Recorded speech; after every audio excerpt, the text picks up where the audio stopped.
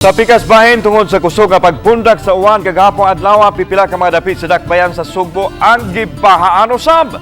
Sayra nato ang detalye nining report. Sa usa ka dakong mall nahimutang sa barangay Banilad sa dakbayan Sugbo nahisama sa dakong linaw ang parking area.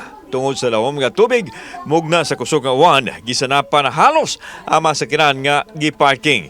Samtang makita usab ang kusog nga bulog sa tubig padung sa kalsada. Sa natabong pagsakas tubig way na mugna nga kadaot sa infrastruktura, ang baha gawas lang sa kahasol sa mga tao nga nangatanggong. I think ang volume sa tubig gabi nga ni Bundak, that particular area, ang atong drainage is not really enough to accommodate that volume. Matod sa Pangulo sa Flood Control Program sa Dakbayan Sugbo, Konsel Jerry Guardo, nga kadto marapit nga wa pay dagkong drainage ang nakasinati sa paglawom sa tubig. Gigdaktang magkitagbo ang mga opisyal sa Dakbayan sa kadikuan sa DPWH aron mahimuan kini og solusyon.